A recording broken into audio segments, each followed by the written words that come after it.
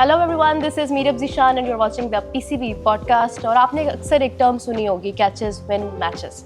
तो हमारे साथ आज जो मौजूद हैं, इनके कैचेस बहुत मशहूर होते हैं। शादाब खान से बात करने जा रहे हैं। अस्सलाम वालेकुम, कैसे हैं आप? कैसे हैं? शादाब वो को कैचेस खास वाला अपने थोड़ा पुराना था मैं। नहीं ऐसी बात नहीं, हमें अभी भी उम्मीद होती है आपसे जब आप फील्ड में होते हैं ना। मेरे अपने बंदों को ख़त्म हो गए। कोई बात नहीं, असल में आप जरा थोड़े गैप के बाद आए ना, ट्रेनिंग करके ऐसा ही। रिहैब करके वापसी हुई है। कोई नहीं, आप बता दीजिएगा वर्ल्ड कप में। हाँ, वैसे इंशाल्लाह। ज़्यादा ट्रेनिंग फील्डिंग की चल रही है या स्पिन की, बैटिंग की, हर चीज़ को ही साथ साथ लेके? नहीं, अभी तो सब चीज़ों को कवर करने की कोशिश कर रहा हूँ क्योंकि 6-7 महीने का गैप आया, तो सब चीज़ों को कवर करके। Of course. और देखिए, मतलब आप आए हैं और आते ही आप पे बहुत बड़ी जिम्मेदारी हमेशा की तरह डल गई है। वर्ल्ड कप की बिल्कुल पास ही है, लेकिन अच्छी बात यह है कि आपका कमबैक श्रीलंका में बड़े शानदार अंदाज से हुआ, प्लेयर ऑफ द मैच बने। फीलिंग्स क्या थी उस वक्त? मुझे लगता है कि कमबैक, मुझे पहले नहीं पता था ऐसा कि कमबैक करना मुश्किल होता है, लेकिन जब मैं पहला मैच खेल रहा था तो मुझे लगता है कि जो मेरा डेब्यू मैच था उससे डेफिनेटली ज़्यादा प्रेशर था। तो लेकिन अल्हम्दुलिल्लाह अच्छा हुआ, क्योंकि मुझे लगता है कि इंजरी के बाद बिग बैश मेरे लिए ज़्यादा इंपॉर्टेंट था, क्योंकि हाई कंपटीशन के साथ हाई वेल वाले गेम्स खेलना वो मेरे लिए ज़्यादा इंपॉर्टेंट था। और फिर वहाँ से थोड़ा सा प्रेशर कम हुआ, और जब मैं आया तो ओबियसली प्रेशर था, लेकिन मुझे ये था कि अपनी स्किल पे दोबारा बिलीव होगा, क्योंकि मैं जब मैचेस बिग बैश के खेला तो वहाँ से बिलीव होना स्टार्ट हो गया था। नहीं, बिल्कुल ऐसे ही है। Leagues are another thing of to practice something. लेकिन यह कि अच्छी बात यह कि हम आपको देख रहे हैं टीम के अंदर, और आपकी एक जो बॉन्डिंग है टीम प्लेयर्स के साथ वो भी बड़ा फ़ायदा देती है। वापस आए हैं तो सबने कुछ तंग किया, मतलब ये अच्छा एक सिलसिला चल रहा है ड्रेसिंग रूम में? नहीं, ओबियसली ये सारे दोस्त हैं मेरे, तो दोस्तों में आपको पता है कि छेड़छाड़ी तो लगी रहती है, कुछ तंग करते हैं कुछ बैक करते हैं, तो ये तो नॉर्मल है, ये और चलता रहता है, ये वैसे ही है जिस तरह पहले था। शादाब, आपका वर्ल्ड कप मतलब ये पहला नहीं है, आप इससे पहले भी वर्ल्ड कप्स खेल चुके हैं, और बल्कि आपकी एक बड़ी शानदार 50 भी आई रिमेंबर की थी against South Africa, I guess. तो आप देखिए कि मतलब even when we talk about the semifinal against Australia, तो आपके 4 आउट थे, अनफॉर्चुनेटली हम हार गए थे। बट ये है कि आपने अपना बेस्ट दिया है हमेशा वर्ल्ड कप में। लेकिन इस वर्ल्ड कप की खास बात आपके नज़दीक क्या है?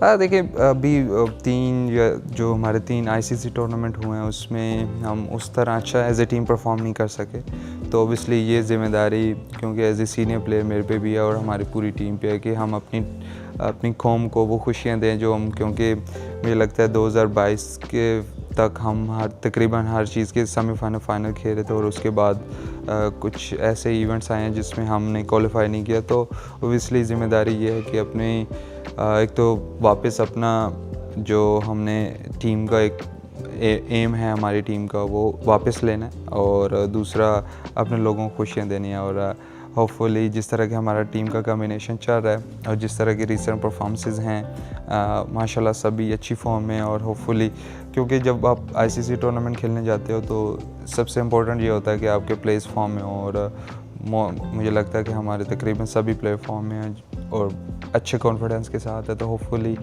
जो पिछले 3 टूर्नामेंट में नहीं हो सकी, इस टूर्नामेंट में हम वो करेंगे। आप पे एक बड़ी भारी जिम्मेदारी आती है, बिकॉज आप जिस नंबर पर आ रहे हैं बैटिंग करने के लिए स्पेसिफिकली, उस वक्त भी रन्स बहुत इंपॉर्टेंट रोल प्ले करते हैं। तो बैटिंग के ऊपर कोई ख़ास काम चल रहा है? देखिए, एज ए प्रोफेशनल जो आप चीज़ें करते रहते हैं, आपका एक प्रोसेस होता है, वही सिंपल प्रोसेस पे, मैं तो प्रोसेस पे यकीन करता हूँ, रिज़ल्ट पे नहीं करता, क्योंकि अगर आपका प्रोसेस अच्छा है तो ओबियसली आपके रिज़ल्ट भी आएंगे। तो वही सेम प्रोसेस चल रहा है, कुछ एक्स्ट्रा करने की कोशिश नहीं कर रहे और ना कुछ कम करने की कोशिश कर रहे हैं, उसी प्रोसेस को मेंटेन करके मुझे लगता है कि जब आप आईसीसी टूर्नामेंट खेलने जाते हैं ये सारा मेंटल गेम स्टार्ट हो जाता है, क्योंकि आपके पास स्किल तो होते हैं, आप उस लेवल पे होते हैं, लेकिन उसके बाद आप मेनली आप किस तरह प्रिपेयर करते हो, किस अपोनेंट के ख़िलाफ़, किस प्लेयर के ख़िलाफ़ आप किस तरह मेंटली प्रिपेयर करते हो, वो सबसे इम्पोर्टेंट है। विजुअलाइज किस तरह से कर रहे हैं एग्जैक्टली, ये चीज़ बड़ी इंपॉर्टेंस रखती है। अगर थोड़ा सा बैकग्राउंड में जाएं, जितने वर्ल्ड कप्स का एक्सपीरियंस गुजरा है उसमें सबसे डिफ़िकल्ट सिचुएशन कौन सी?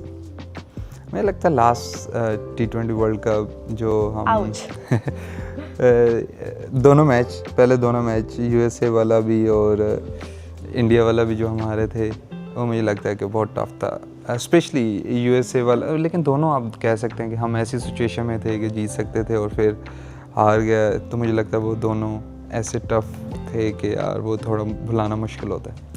वर्ल्ड कप काफ़ी नज़दीक है और जैसा मैंने पहले कहा कि big responsibility is on your shoulders.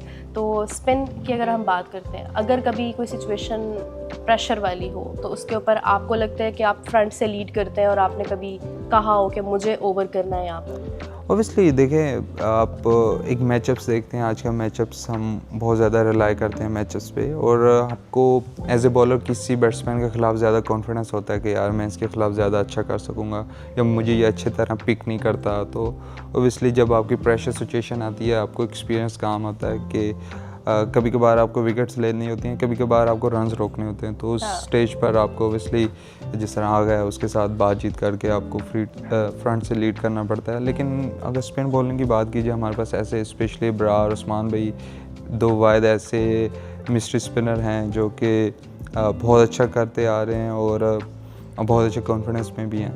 बिल्कुल, ऐसे ही मैं यही पूछने वाली थी आपसे कि आपका जो एक कहते हैं ना कि आपके नज़दीक हमारी टीम में आपके अलावा एक और अच्छा स्पिनर आप किसको देख रहे हैं? वैसे it's a difficult question I guess. नहीं, एक अच्छा नहीं, मुझे लगता है कि तकरीबन सभी जिस तरह ना उस्मान भाई एक यूनिक है, उस्मान तारिक भाई वो एक यूनिक है, उसके एक्शन की वजह से बहुत ज़्यादा मुश्किल होती है बैट्समैन को। एब्रा और थ्रू आउट जब से आया वो बहुत अच्छा कर रहा है। नवाज़ जब से उसका कमबैक हुआ तो मुझे लगता है कि, और साइम जिस तरह के साइम हमें क्रूशल मोमेंट पे विकेट्स लेके दे रहा है, तो मुझे लगता है सब ही बहुत अच्छा कर रहे हैं। ऑन अ डे कौन कितना अच्छा करता है वो ज़्यादा मोटो।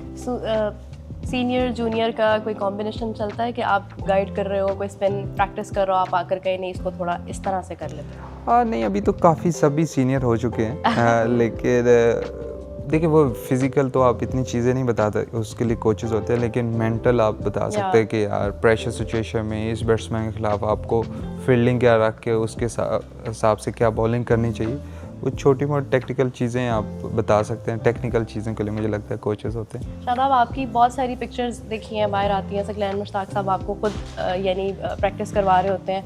बॉन्ड कैसा है उनके साथ? क्या डांट ज़्यादा पड़ती है या एक फ्रेंडली एटमॉस्फेयर होता है? नहीं, डांट तो नहीं पड़ती, वो फ्रेंडली एटमॉस्फेयर है। और देखिए उनके साथ हमेशा जब वो कोच भी थे तो काफ़ी अच्छा चल रहा था और उनके साथ काफ़ी अच्छी बॉन्ड थी। अभी भी सेम है, जब भी कोई प्रॉब्लम होती है मुझे बॉलिंग के हवाले से, मैं उनके साथ बातचीत करता रहता हूँ कि क्या ड्रिल करनी चाहिए इस फील्ड के हिसाब से, क्योंकि कभी कभार आप जब खेल भी रहे होते हैं तो आपको एक जो बॉल की फील है वो उस तरह नहीं आ रही होती, तो आप किसी के साथ बात करते जिसके पास इतना एक्सपीरियंस हो, तो लेजेंड हो, तो उनके साथ बात करके आप सिर्फ at the end of the day आप मेंटली भी आप उनको थोड़ा सा भी रीड करना शुरू कर दे तो मोर देन एनफ होता है। प्लेयर के लिए ना एक नंबर बड़ी इंपॉर्टेंट चीज़ होती है कि लाइक मुझे इस नंबर पे खुद को लगता है कि शायद मैं सूटेबल फील करता हूँ। आपके नज़दीक कोई एक ख़ास नंबर है कि जहाँ पे आपको लगता है अगर मैं यहाँ पे खेल रहा होता हूँ तो मेरा कॉन्फिडेंस लेवल डिफरेंट होता है? देखिए मुझे लगता है T20 क्रिकेट पे ना तो नंबर्स तो ओपनर के अलावा वैसे किसी के हैं नहीं। मैचअप्स हैं, आपकी एंट्री पॉइंट है, आपका कब एंट्री पॉइंट होना चाहिए, तो वही है। और उसके अलावा मैंने कभी इतना सोचा नहीं है नंबर्स का। हाँ, टीम को जिधर फॉर एग्जांपल अगर मैं PSL की बात करूं तो मुझे लगता है कि हमारे टीम का कम्बिनेशन ऐसे बनता है कि मुझे अगर मैं ऊपर खेलता हूं नंबर 4 पे तो ज़्यादा अच्छा हमारा टीम का कम्बिनेशन बनता है। तो अब पाकिस्तान टीम में मेरा नीचे खेलने से कम्बिनेशन अच्छा बनता है, तो नंबर्स का कोई ऐसा नहीं है कि। फैंस आपको डेफिनेटली देख रहे हैं और आपसे बहुत प्यार भी करते हैं, उनके लिए कोई ख़ास बात कहना चाहेंगे? उनके लिए ऑब्वियसली यही कि आई नो कि आप लोगों ने बहुत ज़्यादा आप लोगों ने भी मुश्किल ली है, हमने भी की है कि पिछले 3 टूर्नामेंट में उतना अच्छा एज ए टीम हम परफॉर्म नहीं कर सके, लेकिन आप लोगों की वजह से हम पहले भी अच्छी परफॉर्मेंस करते आ रहे हैं। तो आप लोग दुआ भी करते रहें, रमज़ान भी आ रहा है वर्ल्ड कप में, तो ढेर सारी वैसी दुआएं करते रहें, क्योंकि रमज़ान में हमारे हम बहुत लकी हैं, हमारे टूर्नामेंट में ना रिज़ल्ट काफ़ी अच्छे आते हैं। तो बस अब रमज़ान और अपनी दुआएं देख लेना कि यार हम किस तरह के मुसलमान हैं। अच्छा, जहाँ पे आप फैंस को सपोर्ट के लिए कह रहे हैं वहाँ पे एक आखिरी सवाल बनता है, क्रिटिसिज्म खुद कैसे हैंडल करते हैं? अब इतना हो गया है कि अब आपको मैनेज करना अच्छे तरीके से आ जाता है। तो एज ए इंडिविजुअल हर बंदे का डिफरेंट है। मुझे लगता है कि अगर आप अपने साथ ऑनेस्ट हैं तो आप अच्छे तरीके से हैंडल कर सकते हैं। कुछ अननेसेसरी भी क्रिटिसिज्म होता है, वो एक डिफरेंट सीन है, लेकिन अगर आपकी परफॉर्मेंस पे और आप क्रिटिसाइज़ हो रहे हैं तो ओबियसली आपको खुद भी पता होता है जब आप अच्छा नहीं करते तो आप अपने आप को भी क्रिटिसाइज़ करते हैं, तो कोई और भी कर रहा होता तो इतना फ़र्क नहीं पड़ता। लेकिन मैं वैसे इतना ज़्यादा सोचता नहीं हूँ किसी और के बारे में, मैं खुद अपने आप से बात करता हूँ कि यार मैंने अच्छा किया या बुरा किया। तो अगर मैंने अच्छा भी किया तो वो मैं खुद को मुतमिन रखता हूँ, और अगर नहीं किया तो वो मैं खुद से बात करता हूँ यार नहीं। ये बहुत अच्छी बात है। सेल्फ कॉन्फिडेंस और self satisfaction is the most important thing, and with that thank you so much Shadab, and we Thank wish you. You all the best Thank for you. The upcoming world cup. और आप लोग भी definitely support तो करते ही हैं, लेकिन अपना और ज़्यादा प्यार शो करें, क्योंकि ये हमारी टीम है और उन्होंने हमें परफॉर्म करके देना है। With that thank you so much, we will catch you back in another episode.